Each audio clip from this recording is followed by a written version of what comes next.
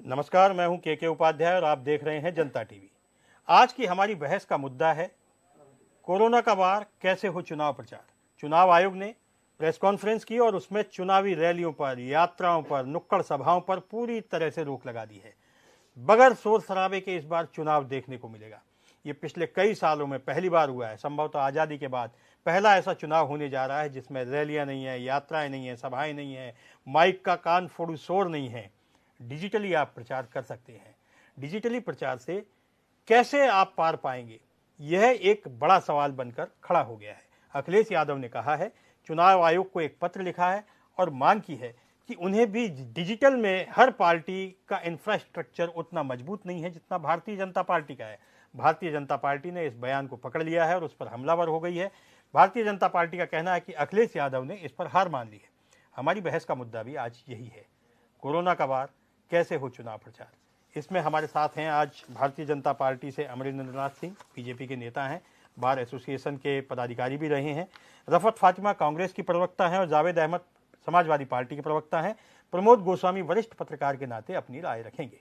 आज चर्चा की शुरुआत करते हैं समाजवादी पार्टी से। जावेद जी, चुनाव आयोग ने जो घोषणा की है, कोरोना का तो कहर है ही, चारों ओर कोरोना की बातचीत इस समय चल रही है, ऐसे में चुनाव की घोषणा की गई है। लेकिन इस बार ऐतिहासिक रूप से जो चुनाव आयोग ने फैसला लिया है, रैलियों पर, यात्राओं पर प्रतिबंध लगा दिया गया है। ऐसे में क्या आप डिजिटली भारतीय जनता पार्टी का मुकाबला कर पाने में सक्षम हैं? जावेद जी। निश्चित रूप से भारतीय जनता पार्टी ने डिजिटल प्लेटफॉर्म का नकारात्मक रूप से उपयोग किया है और चुनाव आयोग को चाहिए कि वो इस संबंध में बहुत सख्त निगरानी करने का काम करे। समाजवादी पार्टी भी डिजिटल प्लेटफॉर्म पर है अलग अलग जगह, लेकिन जिस तरीके से भारतीय जनता पार्टी ने सोशल मीडिया पर एक बड़ा नेटवर्क स्थापित करने के साथ साथ लोगों को भ्रमित करने का काम किया है, नकारात्मक बातों को फैलाने का काम किया है, उससे जनता को गुमराह करने का एक तरीके से सतत रूप से प्रयास किया गया है। लेकिन उत्तर प्रदेश की जनता ये भी अच्छी तरह जानती है कि इस डबल इंजन की सरकार ने किस तरीके से डबल उत्पीड़न करने का काम किया है। तो देश और उत्तर प्रदेश महंगाई, बेरोजगारी, उत्पीड़न, क्रूरता, बहन बेटियों के साथ उत्तर प्रदेश में दुष्कर्म और भाषाई मर्यादा को कहां तक नीचे ले जाने का काम किया, जो शब्द कभी भी जावेद जी, जिस प्रकार से अखिलेश यादव ने कल चुनाव आयोग की प्रेस कॉन्फ्रेंस के बाद कहा कि Bharatiya Janata party digitally platform पर ज़्यादा सशक्त है, इस पर कोई निगरानी होनी चाहिए, तो भारतीय जनता पार्टी ने उसके जवाब में कहा कि अखिलेश ने लगता है कि चुनाव से पहले ही हार मान ली है। कहीं ये हार का डर तो नहीं कि भाजपा का जो डिजिटल प्लेटफॉर्म है और जो भाजपा की मजबूती है, एक रिकॉर्ड के मुताबिक इस समय डिजिटल प्लेटफॉर्म पर देश में सबसे बड़ी पार्टी भारतीय जनता पार्टी है, तो कहीं उसका नुकसान समाजवादी पार्टी को होने की आशंका तो नहीं है? नहीं, जावेद जी, देखिए अखिलेश जी ने जिस परिप्रेक्ष्य में लिखा है कि ये चुनाव आयोग को जो पत्र लिखा है, समाजवादी पार्टी ये चाहती है कि इस पर चुनाव आयोग सख्त निगरानी रखने का काम करे। वो मजबूत है डिजिटल प्लेटफॉर्म पर, ये एक अलग विषय है कि 50 पैसे पे ट्वीट कराना है, 10 पैसे पे लाइक कराना है, वो भारतीय जनता पार्टी जाने।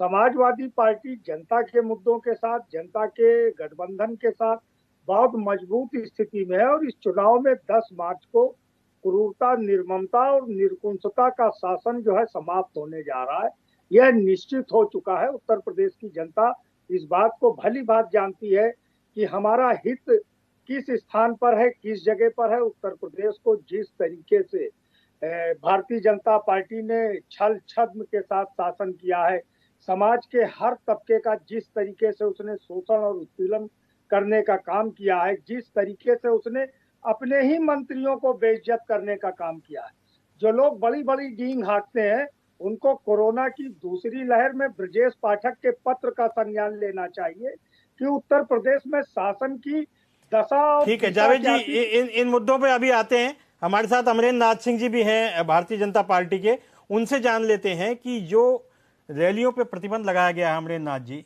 जिस प्रकार से यात्राओं पे प्रतिबंध लगाया गया है, ये मैंने पिछले कई सालों से उत्तर प्रदेश की चुनाव की रिपोर्टिंग भी कर रहा हूँ।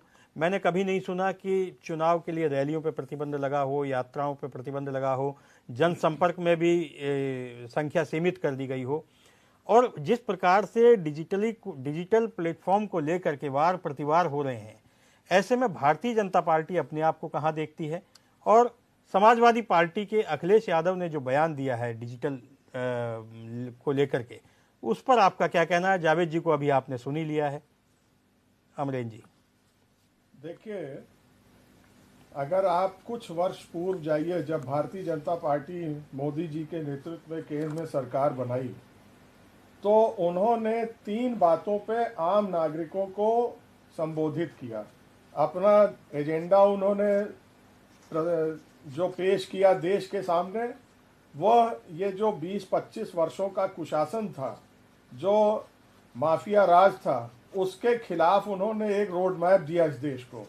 उसके साथ ही आप एक चीज देखिए, उन्होंने सफाई पे ध्यान देने के लिए कहा, उन्होंने शारीरिक अपनी मजबूती के लिए योग का शुरू किया प्रचार, और तीसरा लोगों को प्रेरित किया और गाइड किया देश में कि आप डिजिटली आगे बढ़िए, पेपरलेस काम करिए।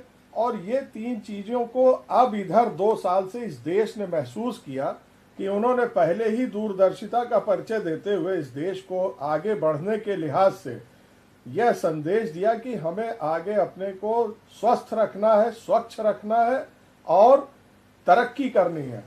ये जो बातें हो रही हैं, अब तो लगभग हर एक को जनता ने टेस्ट कर लिया, और टेस्ट करने के बाद ही ये कहना हमारे अखिलेश जी का कि हम तो पिछड़ जाएंगे, ये 100 मीटर की रेस है, किसी का 1 इंच लंबाई कम है रेसर की, या कोई उसके कपड़े अच्छे नहीं, ये सब नहीं चलेगा। सबको बराबरी का मौका दिया है इलेक्शन कमीशन ने, और ये विपरीत परिस्थितियां हैं। लोकतंत्र की और संवैधानिक मूल्यों की रक्षा के लिए कानून बना है, उसके लिए संविधान में प्रावधान है कि 5 वर्ष पे शासन पे जनता पुनः अपने प्रतिनिधि का चुनाव करेगी। तो प्रश्न ये उठता है कि कानून का राज रहेगा, हमारा स्वास्थ्य रहेगा, लोगों की सुरक्षा रहेगी।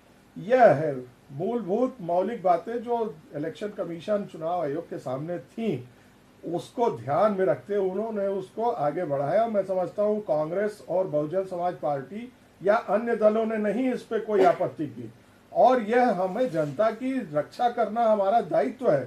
राजनीति जिन लोगों को मौका नहीं मिला, ये कहना मुझे बड़ा खेदजनक लगता है कि हम तो कुछ कर ही नहीं पाए। आपने 25 साल का सबने शासन देखा है, किस तरह से माफियाइज्म बढ़ा, कुछ लोगों में, सेलेक्टेड लोगों में, परिवारों में पूंजी जाकर के जब्त हो गई। तो अब लोकतांत्रिक परंपराओं को आगे बढ़ने दीजिए, जनता को खड़ा होने दीजिए, सांप्रदायिकता को दूर होने दीजिए, उसमें अपना सहयोग। ठीक है अमरेन जी। रफत फातिमा जी, कांग्रेस ने सबसे पहले घोषणा की थी कि वे अपनी किसी तरह की रैलियों पर रोक लगा दी थी, और इसमें आगे बढ़कर उन्होंने कहा था कि हम कोई रैली नहीं करेंगे, जनता के स्वास्थ्य को ध्यान में रखते हुए, इस कोरोना की लहर को ध्यान में रखते हुए। चुनाव आयोग ने अब जो फैसला किया है उस पर कांग्रेस की राय क्या है? देखिए, पूरी तरीके से हम जनता के जो स्वास्थ्य को लेके हम चिंता पहले भी कर चुके हैं, अभी भी लगातार राहुल जी, प्रियंका जी ने कोरोना के पहली वेव में भी, सेकेंड वेव में भी लगातार इस पर चिंता जताई है। तो आज भी हमें चिंता है, इसलिए हमने चुनाव आयोग के फैसले से पहले ही ये फैसला ले लिया था, और हमने सुझाव भी चुनाव आयोग को एक पत्र लिख के, प्रेस कॉन्फ्रेंस हुई थी, उसमें ये सुझाव भी दिए गए थे कि हम छोटी छोटी सभाएं करेंगे, हम जो है डोर टू डोर कैंपेन करेंगे, हम बड़ी सभाएं पर रोक लगाते हैं, वर्चुअल संवाद करेंगे। और इसकी पहल भी हमने जो है कल ही प्रियंका जी ने वर्चुअल संवाद, लेकिन अब तो नुक्कड़ सभाओं पे भी रोक लगा दी फातिमा जी। अब तो नुक्कड़ सभाओं पे भी रोक लगी हुई है, फिर छोटी छोटी सभाएं कैसे होंगी? जिस तरीके केवल जनसंपर्क हो सकता है, वो भी 5 लोगों को साथ लेकर।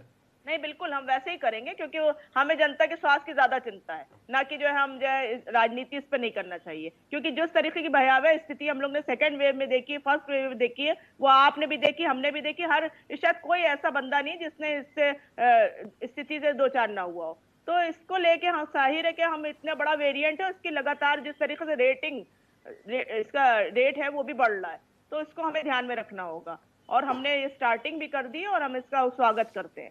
अब जहां तक के उपलब्धियों की बात आ रही है, वर्तमान सरकार की उपलब्धियों की बात हम करते हैं, तो देखिए जिस तरीके से झूठ और हवाई किले बनाए गए थे उपलब्धियों के, वो सब ढह चुके हैं। तो 2022 में यही जनता वोट की ताकत से ये बताएगी कि किस तरीके से जो है जुमलेबाजी और हवाई बातें करके जनता को भटकाया गया, और ये 2022 बताएगा कि ये विकास के नाम पे उसको ठगा गया है। आज छल कपट झूठ और जिस तरीके से उसके नाम पे ये विकास, कांग्रेस की सरकार बनने जा रही है उत्तर प्रदेश में। बिल्कुल उत्तर प्रदेश में कांग्रेस की सरकार बनने जा रही है, बिल्कुल बनेगी, पूरी फुल मैंडेट से बनेगी। और जिस तरीके से अगर कोई मुख्य विपक्ष में कोई दिखा है तो सिर्फ कांग्रेस दिखी है। अगर किसी ने मुद्दों पे कोई बोला है तो प्रियंका जी बोली है, अगर हाथरस कोई गया है तो प्रियंका जी गई, अगर उन्नाव की बात है तो आप समाजवादी पार्टी को आप किसी मुकाबले में नहीं मानती? किसी से कोई मुकाबले आप समाजवादी पार्टी को किसी मुकाबले में नहीं मानती? कांग्रेस का पक्ष रख रहे हैं यहाँ पे, हम कांग्रेस का पक्ष रखने बैठे हैं, मुकाबला करने नहीं बैठे। यहाँ पे हमारी जो बात है वो प्रियंका जी ने जिस तरीके से जनता के न्याय की लड़ाई लड़ी है वो जनता भी याद रखेगी और 2022 में वही जनता फैसला भी करेगी। ठीक है। प्रमोद गोस्वामी जी, आप तो लंबे समय से यहाँ पत्रकारिता करते रहे हैं, आपने शायद ही कभी इतिहास में इस तरह का चुनाव देखा हो, न रैलियों का शोर होगा, न यात्राओं की आहट होगी। तो इस चुनाव में जो इस तरह की रोक लगाई गई है, इसको अब आप किस नजरिए से देखते हैं? आने वाला समय कैसा होगा? प्रमोद जी। उपाध्याय जी, ये लोकतंत्र का उत्सव कहा जाता है कि जो भी चुनाव होते हैं वो लोकतंत्र का उत्सव होते हैं, और उत्सव इसलिए उसके पीछे एक कॉन्सेप्ट है कि वहाँ जो मतदाता हैं, राजनीतिक दलों के कार्यकर्ता हैं, वो नारेबाजी, झंडे, जुलूस, पद यात्राएं, जिस ढंग से वहाँ नारेबाजी होती है, गढ़े जाते हैं एक दूसरे पर, सामने खुले मंच पर बैठकर वाद विवाद प्रतियोगिता जैसे होती है, इसलिए इसको लोकतंत्र का उत्सव ये इस देश में ही दिया गया है कि ये लोकतंत्र का उत्सव होते हैं चुनाव। वस्तुतः ये बात सही भी है कि ये उत्सव के रूप में ही यहाँ के लोग मनाते भी हैं चुनाव को। ये वेस्टर्न कंट्रीज में तो ये व्यवस्था रही है कि डिजिटल प्लेटफॉर्म पर लोग अपनी बात रखते रहे हैं, बाकी जो भारत है उसमें ये नहीं रहा। लेकिन ये परिस्थिति जन्य है आपकी, इसको ऐतिहासिक कह लीजिए या इसको कोई भी शब्द आप दे दीजिए कि जो परिस्थितियां इस समय इस देश में है, कोरोना का जो ये थर्ड वेव, जो फोर्थ वेव बढ़ के आ रहा है, रोज 20,000 25,000 निकल के बढ़ रहे हैं, और जो उसका स्प्रेड हो रहा है, उसको ध्यान में रखते हुए मैं समझता हूं कि चुनाव आयोग ने बहुत सही निर्णय लिया है।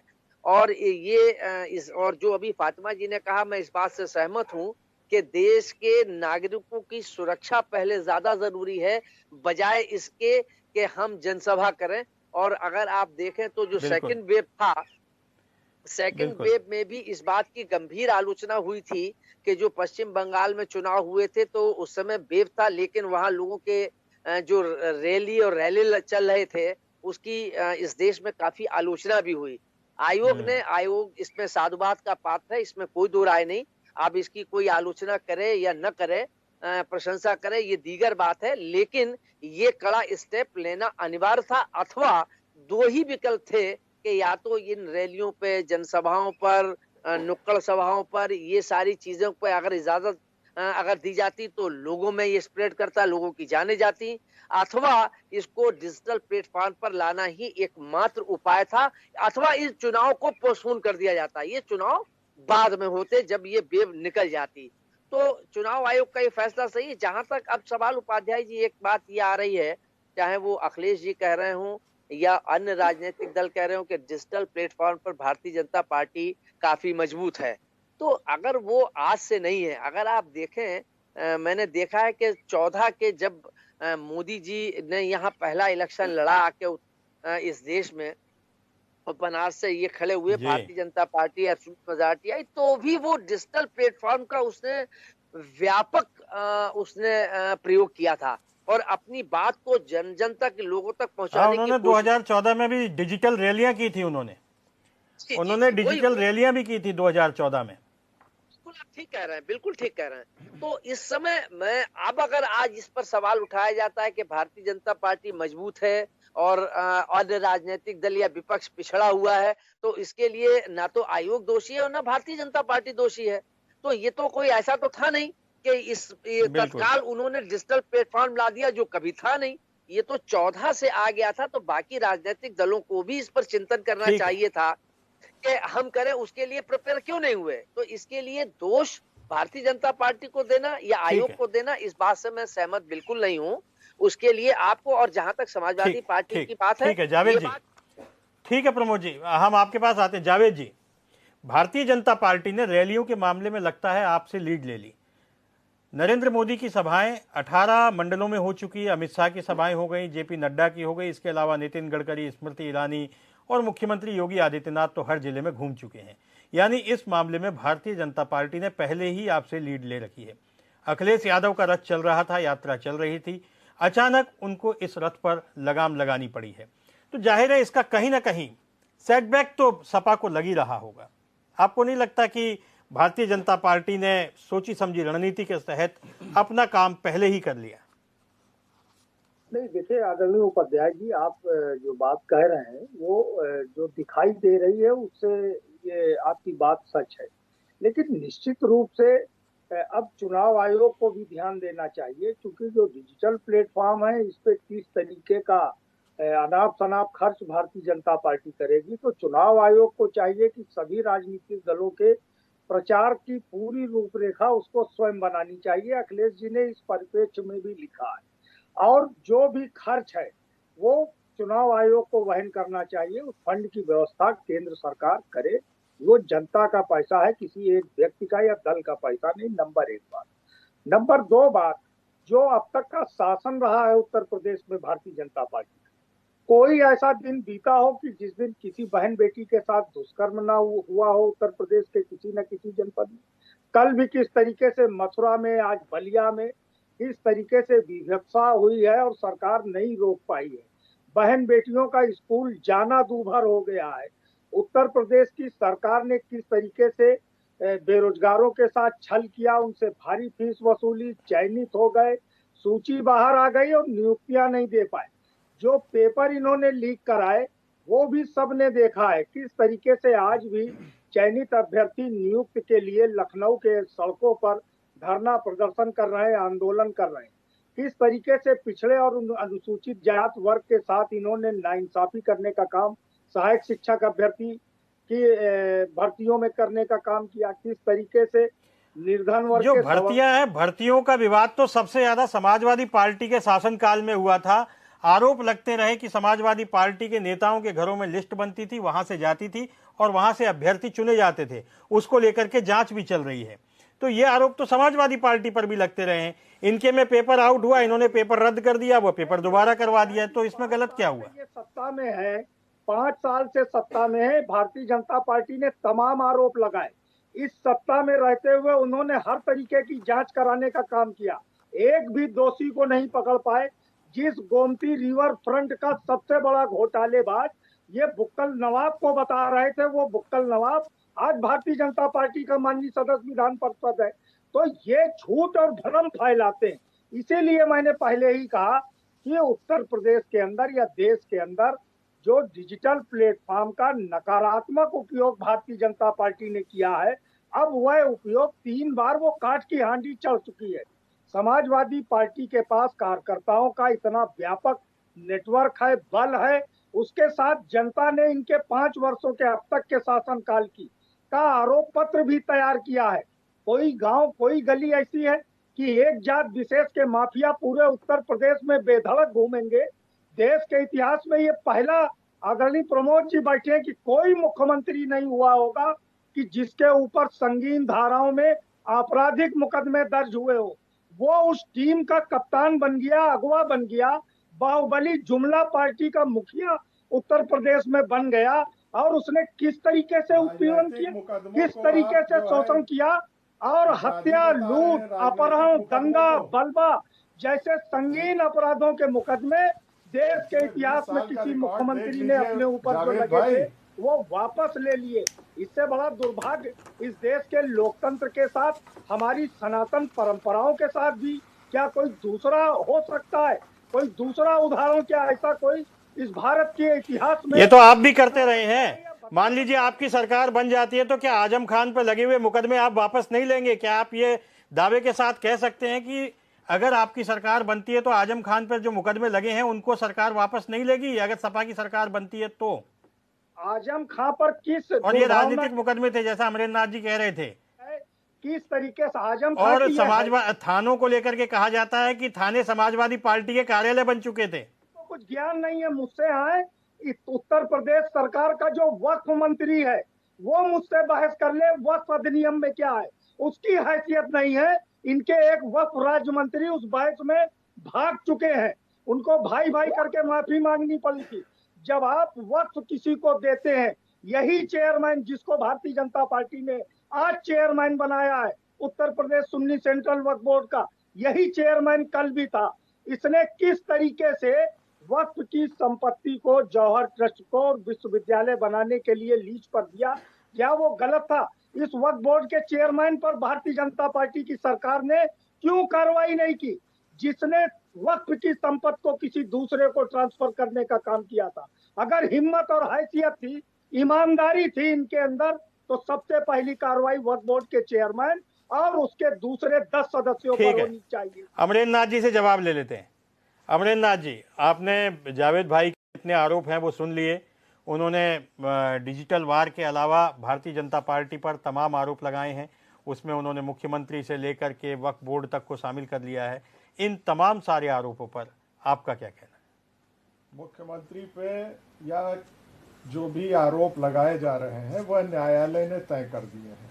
अब अगर न्यायालय के भी आदेश के विरुद्ध उनको पाया गया कि ये गलत आरोप थे, गलत फंसाया गया था, और जावेद भाई हत्या के प्रयास जैसे, और मुख्यमंत्री अगर सच थे तो वो अदालत का सामना करते। और जब आपकी सरकार थी डिप्टी सीएम के मुकदमे क्यों अदालत के ही सामना करके वो बरी हुए हैं, अदालत का भी सामना करके बरी हुए हैं, और आपकी सरकार के वो लगाए हुए मुकदमे थे।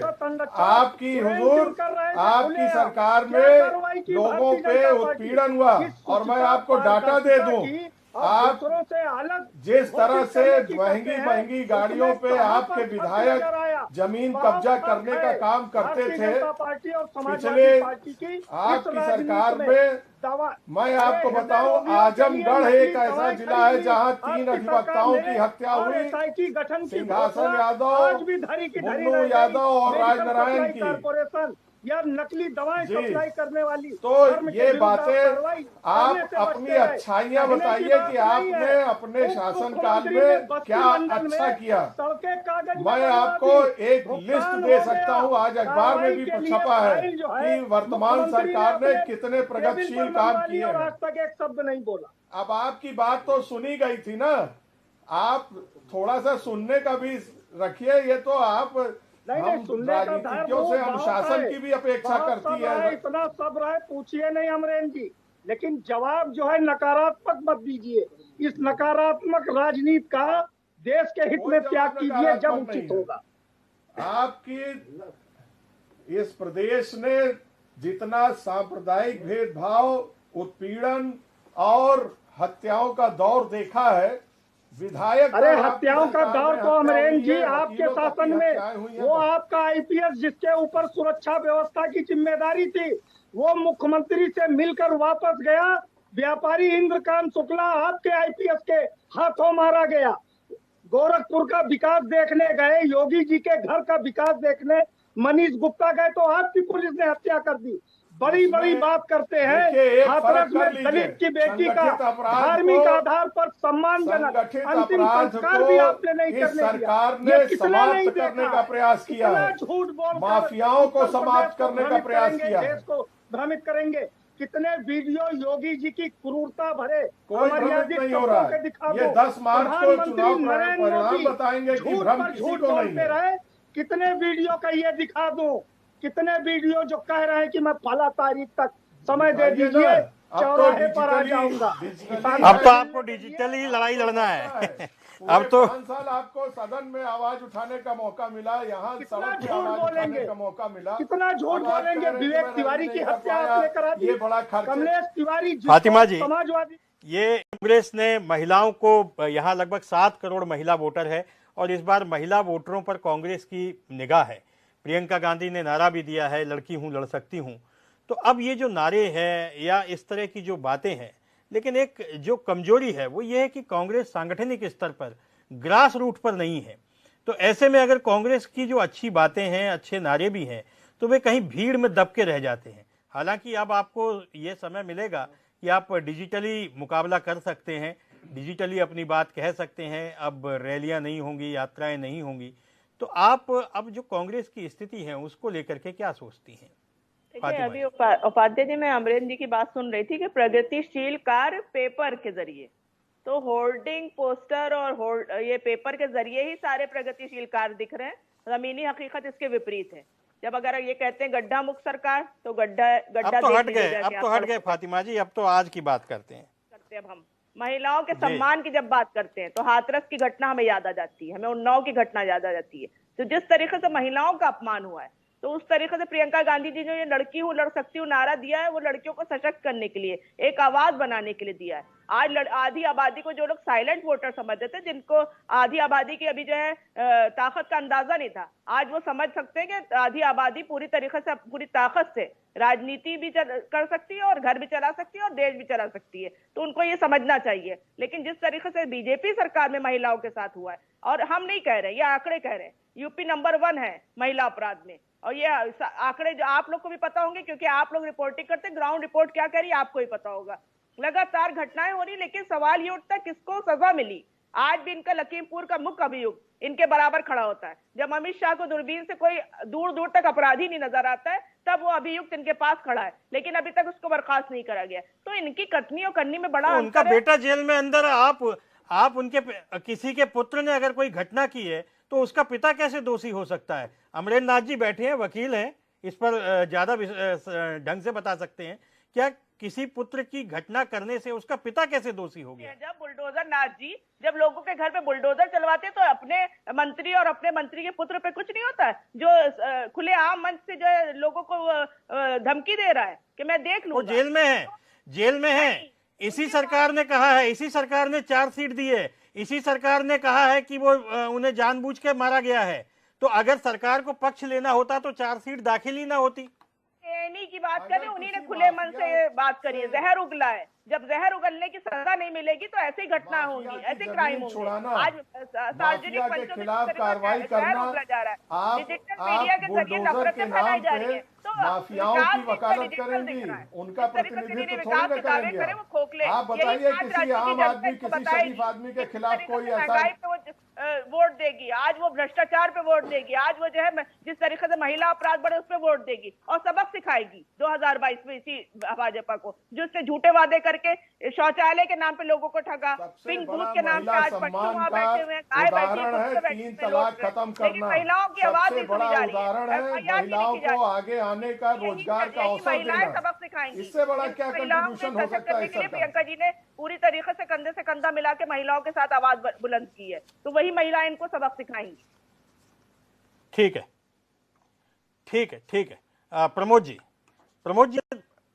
वार प्रतिवार में, डिजिटल वार में अब विकास की बातें आएंगी, और हम चाहे बहस कोरोना पर कर लें, लेकिन चूंकि चुनाव है इसलिए विकास की बातें, और विपक्ष का ये दायित्व भी है कि वो सरकार की कमियों को गिनाए। ऐसे में सरकार पर जिस तरह के आरोप प्रत्यारोप लग रहे हैं, फर्क साफ अभियान भारतीय जनता पार्टी ने नाम दिया है, अखिलेश यादव ने उस पर सवाल भी उठाए हैं कि 2017 के कार्यों से आप फर्क साफ कैंपेन को नहीं चला सकते। तो ये जो फर्क साफ है, तो आपको कहां तक दिखता है, क्या फर्क वाकई साफ है? देखिए उपाध्याय जी, ये एक मूल बात ये है कि अब वो चाहे डिजिटल प्लेटफॉर्म हो और चाहे वो इससे पहले जनसभाओं रैलियों पर आओ, मुख्य बात यह है कि अब इशू बेस्ड पॉलिटिक्स नहीं रह गई है। अब एक दूसरे पर विपक्ष भी अपने दायित्व से कहीं ना कहीं इतर है, और वो सत्ता पक्ष भी जब चुनाव मैदान में आते हैं तो इशू बेस्ड पॉलिटिक्स नहीं हो पाती है कि हमने क्या किया, वो खाली उस पर बहस हो। खाली ये हो जाता है कि वो बुलडोजर चलवा दिया, ये माफिया थे, उन मुख्यमंत्री पे आपराधिक मुकदमे थे, मुलायम सिंह जी पे आपराधिक मुकदमे थे, अमुक दल पे। तो ये जो पॉलिटिक्स का एक विकृत स्वरूप मैं समझता हूँ, ये एक लोकतंत्र को कमजोर करने वाली प्रक्रिया है। अब सत्ता को हासिल करने के लिए जो इशू बेस्ड पॉलिटिक्स, जो जनता के जन सरोकारों से जुड़ी हुई चीज होनी चाहिए, वो अब नहीं रह गई है। बहस के मुद्दे नहीं रह गए हैं। अब बहस के मुद्दे एक दूसरे के आपराधिक, उसके एक दूसरे के उसने क्या किया, भ्रष्टाचार किया, इन इश्यूज पर पॉलिटिक्स हो रही है। तो जनता तो अब पॉलिटिक्स, जो राजनीतिक दलों को सत्ता हासिल करने के लिए जो जनता का वोट चाहते हैं, जनता के सरोकारों पर अब बहस नहीं होती है। बहस नेताओं के, चाहे वो सत्ता पक्ष के हों चाहे प्रतिपक्ष के हों, उन नेताओं के व्यक्तिगत, उनके कार्यकर्ताओं के, उनके अन्य पदाधिकारियों के, उन लोगों को लेके हम बहस ज्यादा देखते हैं। बाकी चीजें ऐसा नहीं है कि आती हैं उसकी आलोचना करें, वो एक सार्थक बहस होती है कि भाई सत्तारूढ़ दल ने क्या काम किया, विपक्ष कहे कि ये काम इतना गलत बोल रहे हैं, सही बोल रहे हैं, ये किया। या जब इस पर बहस होती है कि भाई मेट्रो चलाई, तो अखिलेश जी कहते हैं कि ये मेट्रो तो हमारी शुरू की हुई थी। एक्सप्रेस वे की बात, तो वो कहते हैं कि हमने इसको पूर्वांचल एक्सप्रेस वे हमने उसको चला दिया। तो इस पर बहस होती है, तो उस पर जवाब दें, वो तो समझ में आती है। लेकिन इस ढंग के जो ये आरोप के मुख्यमंत्री जी के ऊपर आरोप हैं, या समाजवादी पार्टी पर आरोप हैं, वो थाने कैसे चलते थे, ये चीजें जनता से जुड़ी, मैं समझता हूं कि उनके जो सरोकार हैं उनसे बहुत ज्यादा प्रभावित नहीं करते हैं। और इन चीजों को दुरुस्त कर दें, बात खत्म हो गई। लेकिन ये सत्यता ये है उपाध्याय जी कि ये चाहे कोई सरकार बदल, जावेद भाई, भ्रष्टाचार को लेकर के लगातार बातें होती रही हैं। भारतीय जनता पार्टी ने अपने आप को ईमानदार और दमदार सरकार का स्लोगन दे दिया है, कई नारों में आपने सुनाई भी दिया होगा। और वह समाजवादी पार्टी की 2017 से पहले की सरकार पर आरोप लगाते रहे हैं कि समाजवादी पार्टी की सरकार में भ्रष्टाचार चरम पर था। आपके भ्रष्टाचार के मामलों को लेकर के एक मंत्री जेल में भी हैं। तो इस तरह की जब बात आती है तो समाजवादी पार्टी कहीं ना कहीं डिफेंसिव सी नजर आती है। नहीं, देखिए ये बात, ये उपाध्याय जी, ये तो कहीं ना कहीं जो उनके मंत्री जेल में हैं, खनन के मामले में हैं, बसपा के भी मंत्री जेल में रहे, ये सारी चीजें तो हैं। इस पर तो एक बहस हो सकती है कि ये भ्रष्टाचार ज्यादा था कम था। लेकिन खाली इस पर ही टारगेट रख के चला जाए, जन सरोकारों को तिरोहित कर दिया जाए या उनको दरकिनार कर दिया जाए, ये भी इस लोकतंत्र की प्रणाली में मैं नहीं। जावेद भाई से इसका जवाब ले लेते हैं। जावेद भाई, देखिए, जावेद भाई से इसका जवाब ले लेते हैं। जावेद भाई, इस पर बहस आदरणीय प्रमोद गोस्वामी जी ने जैसा कहा, बहस होनी चाहिए। भ्रष्टाचार कम हो या ज्यादा हो, भ्रष्टाचार भ्रष्टाचार है। इस पर कोई ये नहीं कहा जा सकता है कि उसने कम किया है तो उसको छोड़ दिया जाए, उसने ज्यादा किया है तो उसको फांसी चढ़ा दिया जाए। भ्रष्टाचार जो है वो देश के लिए या हमारे लोकतंत्र के लिए बहुत घातक है, खतरनाक है। इससे हम आप कोई भी इनकार नहीं कर सकते, जो भी सार्वजनिक जीवन में है। अगर कोई उसको इनकार करता है तो इसका मतलब है कि उसका देश की परंपराओं में, संविधान और लोकतंत्र में उसकी आस्था नहीं है। लोग सवाल खड़ा करते हैं, आप सत्ता में रहे, आपको जांच करानी चाहिए। अगर हम भ्रष्ट थे, हमारे नेता भ्रष्ट थे, या उन्होंने जो अपराध किया, जिन्होंने अपराध किया और अदालत में साबित हुआ तो वो जेल में है। जिनके साथ दुर्भावना के साथ मुकदमे अगर दर्ज किए गए, योगी जी सदन में इसीलिए तो रोए थे ना, अपनी जान की भीख मांग रहे थे उस समय कि हमारे ऊपर मुकदमे फर्जी लाद दिए गए। तो एक डरपोक आदमी जब सत्ता पाता है तो वो निर्कुंस हो जाता है। वो अपने ऊपर जो बीता था, जो वो अपना बाहुबल का प्रदर्शन करते थे, जब उनके ऊपर सच मुकदमे हुए तो वो डरे हुए, और जब सत्ता में आ गए तो उन्होंने निर्कुंसता का पूरा वातावरण निर्मित करने का काम किया। आप बताइए कि उत्तर प्रदेश में माफिया है, अपराधी है, लेकिन एक जात विशेष के अपराधियों पर कार्रवाई क्यों नहीं की गई योगी जी के शासन में? एक इनामिया क्रिकेट मैच का उद्घाटन करता है और डीजीपी उत्तर प्रदेश के कहते हैं कि इसकी जांच कराई जाएगी। वो जेल के बाहर जमानत करा के आ जाते हैं। दूसरे मुकदमों में उनको पुलिस की तलाश होती है। जेल के बाहर हम आप सब जानते हैं कि जो इस तरीके के अपराधी होते हैं, जमानत होती है तो जेल के बाहर से पुलिस उनको फिर उठा लेती है और दूसरे स्थान पर गिरफ्तारी घोषित कर देती है। लेकिन क्या इस प्रकरण में ऐसा हुआ? क्या कभी भी भारतीय जनता पार्टी ने अपने उन नेताओं को महत्व दिया पंडित रत्नाकर मिश्रा भाजपा के विधायक हैं मिर्जापुर से, सीतापुर से राकेश राठौर थे जो भाजपा को छोड़ चुके, हरदोई से श्याम प्रकाश जी थे, और सबको छोड़ दीजिए, फिरोजाबाद के राम गोपाल लोधी जी थे। इस तरीके के पत्र लिखे, और तो और इस शासन की कितनी दयनीय दशा रही है कि उत्तर प्रदेश के कैबिनेट मंत्री ब्रजेश पाठक जी को पत्र लिखना पड़ा कि उनका फोन सीएमओ स्तर का अधिकारी नहीं उठा रहा है। तो क्या स्थिति थी उत्तर प्रदेश की, कितनी दयनीय दशा में उत्तर प्रदेश का शासन चला है, ये हम आप सब ने देखा है। मैं तो ब्रजेश पाठक जी के उस शिकायती पत्र को इस सरकार की नाकामियों का श्वेत पत्र कहता हूँ। अगर ब्रजेश पाठक जी गलत थे तो योगी जी को बर्खास्त कर देना चाहिए। बतौर कार्यकर्ता भाजपा के उनको जो है पार्टी के शोकाज नोटिस देके उनको बाहर किया जाना चाहिए था। इसका मतलब उनके साथ कोई भी कार्रवाई अगर योगी जी ने नहीं की है, भारतीय जनता पार्टी ने नहीं की है। आपने जो आरोप लगाए हैं उसका जवाब हम अमरेंद्र नाथ जी से ही ले लेते हैं। अमरेंद्र नाथ जी, इन्होंने बहुत गंभीर आरोप लगाए हैं। इनका कहना है कि एक जाति का तांडव यहाँ चल रहा है। समाजवादी पार्टी में इस तरह का नहीं होता था, किसी एक जाति का तांडव नहीं होता था, जबकि तमाम भारतीय जनता पार्टी ये आरोप लगाती रही है कि न केवल एक जाति का बल्कि एक वर्ग विशेष का भी तांडव रहता था। थाने जो है सपा के कार्यालय बने हुए थे, ये हालात भी थे। तो अगर इन मुद्दों पर चुनाव जाता है तो ये क्या ये सही है? अमरेंद्र नाथ जी, जावेद भाई ने जो आरोप लगाए हैं उस पर आपका क्या कहना है? जावेद भाई ने आरोप लगाया है, अपना राजनीति हो रही है, चुनाव आ गया है, इस तरह की बातें उठाई जाएंगी जो कि सरासर निराधार है।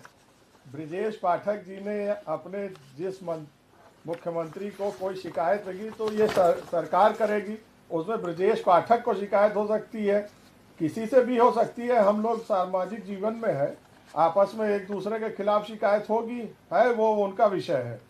प्रश्न ये है, समस्या ये है आदरणीय जावेद भाई, अब आप बोल चुके हैं, आप ये इस बात पे ध्यान दीजिए कि हम लोकतंत्र में हैं, यहाँ भेद। अरे सुन तो लो जावेद भाई, सुन तो लो अमरेंद्र भाई की। अरे जावेद भाई सुन तो लो, जवाब तो सुनिए। आप फोन कर रहे थे, कोई नहीं उठा पाया, तो इसमें दुर्भावना कहाँ से हो गई? पता नहीं किन परिस्थितियों में नहीं उठाया। ये हालांकि उस समय हालात खराब थे, ये भी सही है। नहीं कर रहे हैं, ये उनका है, उन्होंने शिकायत कर दी, उसमें कार्रवाई होगी।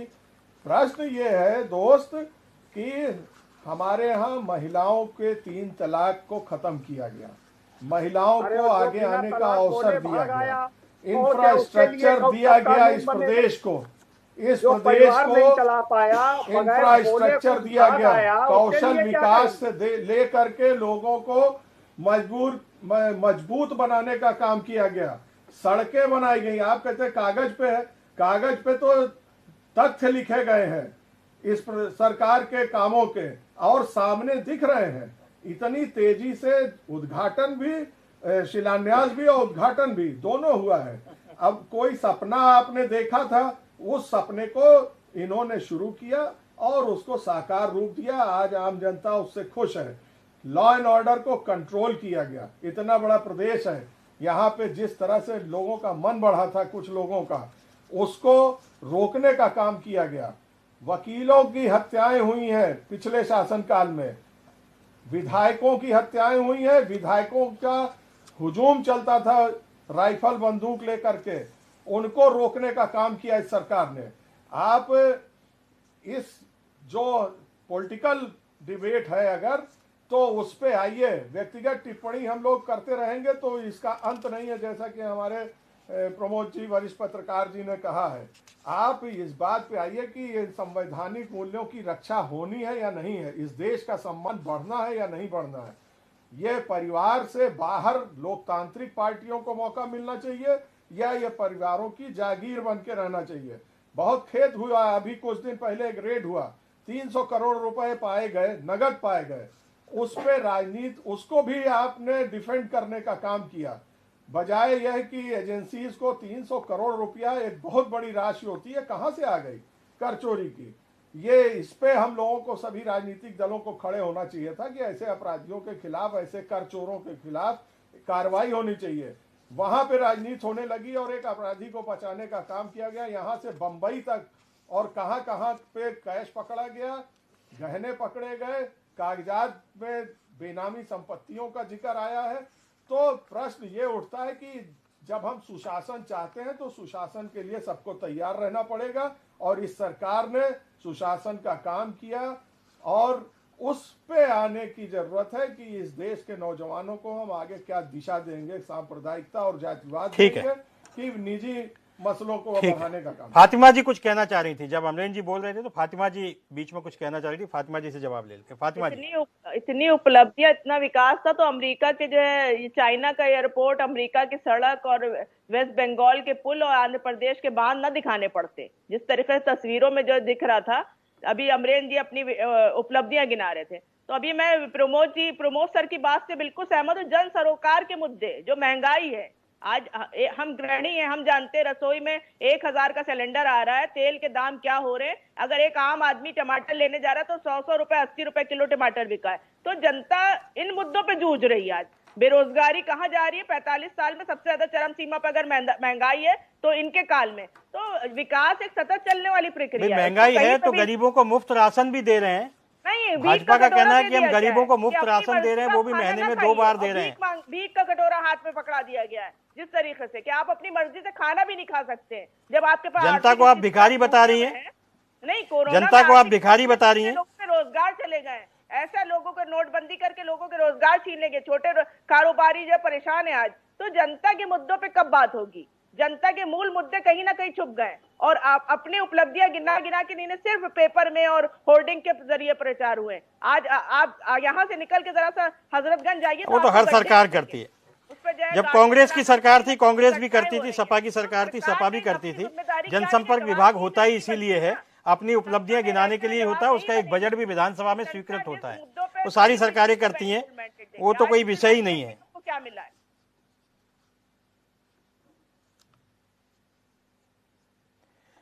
जावेद जी, अखिलेश यादव ने कहा कि हम डिजिटल रैली में भाजपा का मुकाबला नहीं कर सकते। चुनाव आयोग को चाहिए कि बराबर का सबको मौका दे और एक फंड तय करे या एक सबको इस तरह से तय करे और उसका चुनाव आयोग खुद व्यवस्था करे। तो ये कहीं ना कहीं हताशा को नहीं दर्शाता जावेद भाई? नहीं, निश्चित रूप से हताशा को नहीं दर्शाता। यह देश के संवैधानिक मूल्यों की बात को सामने रखने की दिशा में उठाया गया एक कदम है। इस देश के अंदर सभी के समान अधिकार है ना, ये समता का विषय है। आप किसी एक को दिल्ली की दौड़ के लिए गाजियाबाद से दौड़ाना चाहते हैं और दूसरे को आप बलिया की सीमा पर खड़ा कर देना चाहते हैं कि अब देखें दिल्ली कौन पहुंचेगा। तो ये समता मूलक बात है जो इस देश की परंपरा में रचा और बसा हुआ विषय है। यही भारतीय जनता पार्टी थी, कल कहा करती थी जब 2 सीटें भी नहीं थी कि चुनाव आयोग को और सरकार को जो है सभी राजनीतिक दलों के प्रचार के खर्च को उठाने का काम करना चाहिए। कहते थे कि नहीं कहते थे?